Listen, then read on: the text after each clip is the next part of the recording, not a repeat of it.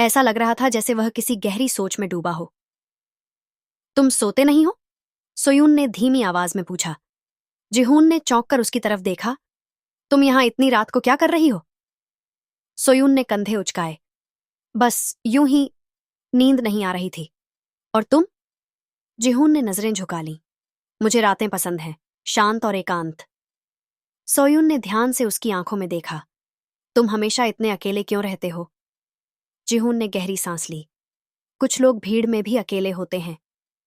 सोयून ने समझने की कोशिश करते हुए पूछा। तुम्हारा मतलब? जिहून ने नजरें आसमान की तरफ उठाईं। हर किसी की जिंदगी में कुछ बातें होती हैं जिन्हें वे किसी से साझा नहीं कर पाते। सोयून ने गहरी नजरों से उसे देखा। क्या तुम भी किसी दर्द से गुजर रहे हो? जिहून ने हल्का सा सिर हिलाया। शायद, लेकिन मैं अपनी जिंदगी से भाग नहीं रहा हूं। बस कुछ बातें ऐसी होती हैं जिन्हें मैं दूसरों से छुपा कर रखता हूं। सोयून ने उसके कंधे पर हल्का हाथ रखा। तुम जानो या न जानो, कभी कभी किसी से बात करना हल्का कर देता है। जिहून ने पहली बार उसकी तरफ एक लंबी नजर डाली। उसकी आंखों में एक अजीब सी कशिश थी। शायद कभी, लेकिन अभी नहीं, उसने धीरे से कहा। सोयून ने मुस्कुराते हुए कहा, ठीक है, जब भी तुम्हारा मन हो, मैं यहां हूं। अगली सुबह ट्रैकिंग का रोमांच। अगले दिन सभी स्टूडेंट्स को ट्रैकिंग पर जाना था। पहाड़ों के बीच घुमावदार रास्तों पर चलते हुए सभी बच्चे खुश थे। टीचर ने ग्रुप्स बनाए और सबको ट्रैकिंग के लिए रवाना किया। सोयून और जीमिन एक ही ग्रुप में थीं, जबकि जिहून किसी और ग्रुप में था। रास्ते में जीमिन ने सोयून से कहा, तुम्हारी जिहून से क्या बात हुई रात को? सोयून ने हल्की सी मुस्कान दी। कुछ खास नहीं, बस वह भी उतना ही रहस्यमय है जितना मैंने सोचा था। जीमिन ने शरारती अंदाज में कहा। लगता है तुम्हें उसकी रहस्यमयता बहुत भा रही है। सोयून ने झेंपते हुए कहा, ऐसा कुछ नहीं है, बस मुझे उसकी बातों में एक गहराई सी महसूस होती है। ट्रैकिंग के दौरान हादसा रास्ता कठिन था। पत्थर फिसलन भरे थे। सभी स्टूडेंट्स एक दूसरे की मदद कर रहे थे। तभी अचानक एक लड़की, यूना, का पैर फिसला और वह पहाड़ी से नीचे गिरने लगी। सभी घबरा गए। सोयून ने चिल्लाते हुए कहा, कोई उसे पकड़ो। लेकिन इससे पहले कि कोई कुछ कर पाता, जिहून ने तेजी से दौड़ते हुए उसे पकड़ लिया। यूना का चेहरा डर से सफेद पड़ गया था। टीचर ने दौड़ते हुए कहा, जिहून, तुमने फिर से कमाल कर दिया। जिहून ने बस सिर झुका लिया और वापस चुपचाप खड़ा हो गया। सोयून दूर से ये सब देख रही थी। हर बार जब कोई मुश्किल में होता है, ये लड़का अचानक हीरो बनकर सामने आ जाता है। आखिर ये कौन है? शाम को कैंप फायर। शाम को सभी स्टूडेंट्स एक खुले मैदान में कैंप फायर के चारों ओर बैठे थे। गाने गाए जा रहे थे, मस्ती हो रही थी। सोयून की नजरें बार बार जिहून पर जा रही थीं, जो थोड़ी दूरी पर अकेला बैठा था। जीमिन ने धीरे से कहा, जाओ, उसके पास बैठो। सोयून ने हिचकिचाते हुए कहा, पर जीमिन ने उसे धक्का देते हुए कहा, जाओ, मैं देख रही हूं कि तुम उससे बात करना चाहती हो। सोयून ने दिल की धड़कनें बढ़ाते हुए धीरे धीरे जिहून की तरफ कदम बढ़ाए। तुम हमेशा अकेले क्यों बैठते हो? सोयून ने धीरे से पूछा। जिहून ने हल्की मुस्कान के साथ कहा, शायद मुझे अकेलापन पसंद है। सोयून ने उसकी तरफ देखते हुए कहा, या शायद तुम सिर्फ बहाना बना रहे हो। जिहून ने पहली बार उसकी आंखों में गहराई से देखा। तुम बहुत ज्यादा सवाल पूछती हो। सोयून ने हंसते हुए कहा, क्योंकि मुझे तुम में कुछ खास नजर आता है। जिहून ने नजरें झुका लीं। शायद, पर हर कहानी की तरह मेरी भी एक कहानी है, जिसे मैं किसी से नहीं कहता। कैंप फायर की रोशनी में सब मस्ती कर रहे थे, लेकिन सोयून और जिहून के बीच कुछ अलग ही महसूस हो रहा था। सोयून ने हल्की मुस्कान के साथ कहा, हर किसी की जिंदगी में कोई न कोई कहानी होती है, लेकिन कुछ कहानियां अकेले नहीं सुनी जानी चाहिए। जिहून ने गहरी सांस ली। कभी कभी अकेलेपन में भी सुकून होता है। सोयून ने उसकी आंखों में झांका। या शायद यह सिर्फ तुम्हारा बचाव करने का तरीका है? जिहून पहली बार थोड़ी देर तक चुप रहा, फिर धीरे से मुस्कुराया। शायद उनकी यह छोटी सी बातचीत बहुत कुछ कह रही थी। पहली बार जिहून ने किसी से खुलकर बात की थी। ट्रिप का आखिरी दिन, जिहून की एक झलक। सुबह सभी स्टूडेंट्स अपने अपने बैग पैक कर रहे थे। ट्रिप का आखिरी दिन था और सबको वापस सियोल लौटना था। लेकिन इससे पहले टीचर ने घोषणा की, आज हम सभी एक पुराने मंदिर की सैर करेंगे, जहां से पूरे जेजू आइलैंड का खूबसूरत नजारा दिखता है। सब स्टूडेंट्स उत्साहित हो गए और बस से मंदिर की तरफ रवाना हुए। मंदिर एक पहाड़ी पर स्थित था और वहां पहुंचने के लिए सीढ़ियां चढ़नी पड़ती थीं। रास्ते में सोयून बार बार जिहून की तरफ देख रही थी, लेकिन वह हमेशा की तरह शांत था। मंदिर में एक खास पल, मंदिर में सभी स्टूडेंट्स इधर उधर घूम रहे थे। सोयून अकेली खड़ी थी और एक पुराने पेड़ के पास से नजारा देख रही थी। तभी जिहून चुपचाप उसके पास आकर खड़ा हो गया। सोयून ने मुस्कुराते हुए कहा, तुम यहां भी अकेले रहने आए हो? जिहून ने हल्की मुस्कान दी। नहीं, इस बार किसी के साथ रहना चाहा। सोयून को लगा कि उसके दिल की धड़कनें अचानक तेज हो गईं। कुछ पल दोनों चुपचाप खड़े रहे। फिर जिहून ने धीमी आवाज में कहा, तुम एक दिलचस्प इंसान हो सोयून। सोयून ने हैरानी से उसकी तरफ देखा। ओह, आज पहली बार तुमने मेरी तारीफ की। जिहून ने हल्का सिर झुकाया और एक हल्की मुस्कान दी। शायद। सोयून को उसकी यह मुस्कान बहुत पसंद आई। वापसी की यात्रा, एक नई शुरुआत। बस सियोल के लिए रवाना हो चुकी थी। सभी स्टूडेंट्स अपनी अपनी सीट पर आराम कर रहे थे। सोयून की सीट खिड़की के पास थी। वह बाहर देखते हुए सोच रही थी कि यह ट्रिप उसकी जिंदगी में कितनी खास बन गई थी। तभी अचानक जिहून उसकी सीट के पास आया। क्या मैं यहां बैठ सकता हूं? सोयून ने चौंकते हुए उसकी तरफ देखा और हल्का सा सिर हिलाया। जिहून बैठ गया और दोनों चुपचाप सफर का आनंद लेने लगे। शायद यह किसी नई शुरुआत की पहली झलक थी।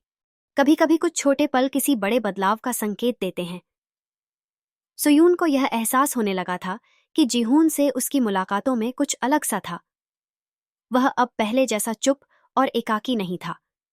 सोयून ने यह महसूस किया कि उसके साथ रहते हुए वह और भी सहज महसूस करता था। शायद यह स्कूल की दोस्ती की शुरुआत थी, लेकिन सोयून को मन ही मन डर था कि कहीं यह सिर्फ एक आदत न बन जाए। कैफेटेरिया में एक अजीब मोड़। एक दिन लंच ब्रेक में सोयून और जीमिन कैफेटेरिया में अपनी सीट पर बैठे थे। तभी जिहून अपनी ट्रे लेकर उनके पास आ गया। सोयून ने उसे देखा और मुस्कुराई, लेकिन जीमिन का चेहरा बदल गया। क्या तुम आज भी हमारे साथ लंच करोगे? जीमिन ने जिहून से हल्के मजाक में पूछा। जिहून ने बिना किसी शर्म के कहा, हाँ, मुझे तुम्हारा साथ अच्छा लगता है। लेकिन सोयून को यह थोड़ा अजीब लगा। जिहून हमेशा इतने सीधा सादा नहीं था। वह कभी इतना खुलकर नहीं बोलता था। उसका जवाब सामान्य से ज्यादा था और सोयून को यह समझ नहीं आया कि क्या हुआ था। क्या जिहून ने सच में अपना तरीका बदल लिया है? सोयून ने सोचा। जीमिन ने सोयून की ओर देखा और हल्के से मुस्कुराई। देखा, मैंने कहा था ना, तुम दोनों के बीच कुछ खास है। सोयून ने इसे नकारते हुए कहा, तुम गलत सोच रही हो, हम सिर्फ दोस्त हैं। लेकिन जीमिन ने मजाक करते हुए कहा, मुझे लगता है कि तुम दोनों के बीच कुछ और भी है। आखिरकार जिहून का खुलासा। सोयून और जिहून के बीच लगातार मुलाकातें हो रही थीं। एक दिन स्कूल के बाद सोयून और जिहून एक साथ घर लौटने जा रहे थे। सोयून को लगा कि अब वह कुछ सवाल पूछने का सही वक्त है। जिहून, तुम अब पहले जैसे नहीं हो। क्या हुआ है? सोयून ने सीधे सवाल किया।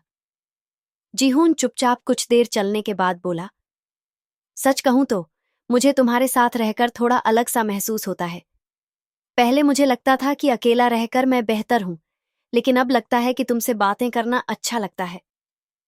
सोयून को समझ में नहीं आया कि जिहून ने ऐसा क्यों कहा, लेकिन उसके शब्दों में कुछ ऐसा था जो उसे परेशान कर रहा था। क्या तुम मुझे सच में पसंद करने लगे हो? सोयून ने हल्के से पूछा। उसकी आवाज में डर था। जिहून ने थोड़ा रुकते हुए कहा, शायद मैं इसे समझने की कोशिश कर रहा हूं सोयून। सोयून का दिल तेजी से धड़कने लगा। उसे समझ में नहीं आ रहा था कि यह अचानक क्या हुआ। क्या यह सिर्फ एक दोस्ती है? सोयून को लगा कि वह जितना चाहती है, जिहून से सवाल पूछने का सही समय शायद यही था। क्या तुम सच में कुछ महसूस करते हो? उसने धीमे से पूछा। जिहून ने उसकी आंखों में देखा और धीरे से कहा, तुमसे बात करने के बाद मुझे यह एहसास हुआ कि मैं तुम्हारे बिना अकेला महसूस करता हूं, पर मैं अभी भी उलझन में हूं। सोयून ने अपने मन की बात बाहर नहीं आने दी, लेकिन अंदर वह बहुत चौंकी हुई थी। क्या यह दोस्ती का नया मोड़ था? उसने खुद से सोचा। जिहून अब पहले जैसा नहीं था। वह उसकी जिंदगी में कुछ खास जगह बना चुका था, लेकिन क्या इसका मतलब यह था कि वह सच में उसे पसंद करने लगा था? एक नया सवाल रात को सोते वक्त सोयून अपनी छत को घूरते हुए सोच रही थी। क्या जिहून और मैं सिर्फ दोस्त रह पाएंगे या हमारी कहानी कुछ और बन जाएगी? सोयून की सुबह बिल्कुल अलग थी। आज वह स्कूल में जिहून के साथ अपनी बातचीत के बारे में सोच रही थी। वह यह समझ नहीं पा रही थी कि जिहून ने उसके सामने अपनी भावनाएं इस तरह से रखी थीं। उसके शब्दों में कुछ खास था, लेकिन फिर भी वह पूरी तरह से खुलकर नहीं बोल पाया था। क्या वह मुझे सच में पसंद करता है? सोयून ने खुद से पूछा, लेकिन जवाब ढूंढ पाना मुश्किल था। स्कूल में सभी अपने अपने काम में व्यस्त थे, लेकिन सोयून का ध्यान कहीं और था। वह अपनी दोस्त जी मिन से बात कर रही थी, लेकिन उसकी आंखें जिहून के ऊपर थीं, जो अपने दोस्तों के साथ बातें कर रहा था। उसकी नजरें कभी कभी सोयून की ओर चली जाती थीं, फिर वापस दोस्तों में घुल जाती थीं। यह देख सोयून का दिल तेज धड़कने लगता। क्या वह मुझे ढूंढ रहा है? सोयून ने सोचा। Lunch break. जिहून की चुप्पी लंच ब्रेक में सोयून और जीमिन कैफेटेरिया में बैठी थीं। उनके पास जिहून अपनी ट्रे लेकर आया, लेकिन इस बार वह पहले जैसा मुस्कुराता हुआ नहीं था। उसका चेहरा थोड़ी चिंताग्रस्त दिख रहा था और वह एकदम चुप था। सोयून ने जिहून से पूछा, क्या हुआ जिहून, तुम ठीक तो हो? जिहून ने सिर झुकाया और फिर धीमी आवाज में कहा, कुछ नहीं, बस थोड़ा थका हुआ हूं। सोयून को समझ में नहीं आया कि जिहून इतना चुप क्यों था। वह जानती थी कि जिहून पहले इतना चुप नहीं रहता था, खासकर जब वह उसके आसपास होता था। वह उसका ध्यान आकर्षित करने की कोशिश कर रही थी, लेकिन जिहून का ध्यान कहीं और था। क्या वह मुझसे कुछ छिपा रहा है? सोयून ने खुद से सवाल किया। बातचीत का मोड़ साल भर के बाद सोयून और जिहून की दोस्ती एक नई दिशा में बढ़ी थी, लेकिन दोनों के बीच एक दूरी महसूस होने लगी थी। सोयून को अब यह एहसास हो रहा था कि जिहून की तरफ से कोई बदलाव आ चुका था और वह शायद कुछ छिपा रहा था। एक दिन स्कूल के बाद सोयून ने फैसला किया कि वह जिहून से सीधे तौर पर बात करेगी। उसने अपने दिमाग में पूरी बातचीत की योजना बनाई, लेकिन जब वह जिहून के पास पहुंची तो वह और भी जटिल लग रहा था। जिहून, क्या तुम मुझसे कुछ छिपा रहे हो? सोयून ने उसके सामने अपनी चिंता व्यक्त की। जिहून थोड़ी देर चुप रहा, फिर उसने गहरी सांस ली। यह थोड़ा मुश्किल है सोयून, मैं खुद नहीं जानता कि क्या महसूस कर रहा हूं। तुम मेरे लिए बहुत मायने रखती हो, लेकिन मैं अभी पूरी तरह से समझ नहीं पा रहा हूं कि हम दोनों के बीच क्या हो रहा है। सोयून का दिल धड़कने लगा। यह वही पल था जब उसने कभी नहीं सोचा था कि उसे इस तरह की उलझन का सामना करना पड़ेगा। क्या हम दोनों दोस्त हैं या कुछ और? सोयून ने धीरे से पूछा। जिहून ने उसकी आंखों में देखा और कहा, मुझे लगता है हमें थोड़ा और समय चाहिए, मैं कुछ फैसला नहीं कर पा रहा हूं। नए सवाल, नए ख्याल, सोयून का मन बहुत उलझन में था। जिहून ने जो कहा वह उसकी उम्मीदों के खिलाफ था। वह सोच रही थी कि क्या वह सच में जिहून को पसंद करती है या फिर यह सिर्फ दोस्ती का ही एक रूप था। रात को सोते वक्त सोयून को समझ में आ रहा था कि वह जिहून से एक कदम और आगे बढ़ना चाहती थी, लेकिन उसकी भावनाओं को जानना बहुत जरूरी था। क्या हमें इसे छोड़ देना चाहिए या क्या यह आगे बढ़ सकता है? सोयून ने खुद से पूछा, लेकिन वह जानती थी कि जिहून के साथ उनका रिश्ता सिर्फ दोस्ती तक सीमित नहीं था। उनका दिल अब एक दूसरे की ओर खींचता था, लेकिन क्या यह प्यार की शुरुआत थी?